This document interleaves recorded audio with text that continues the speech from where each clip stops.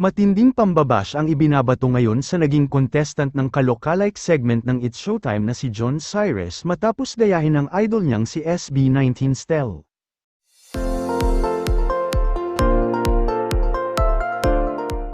Hindi lang kasi ang itsura niya ang inokray ng mga bashers kundi nadamay na rin ang in-impersonate niya na si Stel Ahero ng P-pop group na SB19.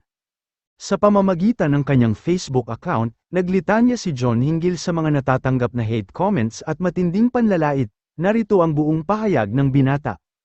First of all, I want to say how grateful I am for the kind messages from everyone.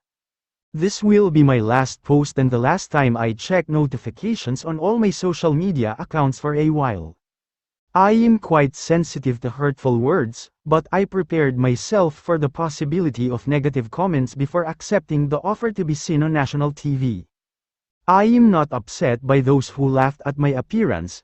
Of course, our main goal at Showtime was to bring laughter and good vibes to everyone.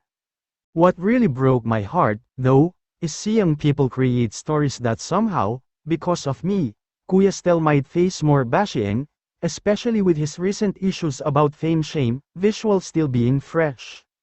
It's painful to read comments blaming me, saying that Kuya Stel will receive more hurtful remarks because of my appearance and nakakahiya daw sa fandom, with some even suggesting I shouldn't have participated.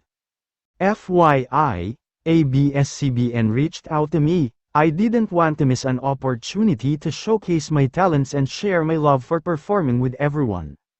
I did my very best to give everyone a great show through my talent, but please, stop accusing me of fueling the fire that might bring more negativity towards Kuya Stel.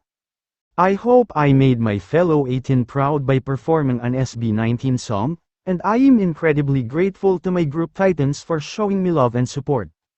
Thank you, everyone. Sa comment section ng post ni John, bumuhos naman ang mensahe ng pakikisimpatya kasabay ng pagbati sa naging performance niya sa It's Showtime. May nagpayo rin sa kanya na huwag na lang pansinin ng mga bashers at haters.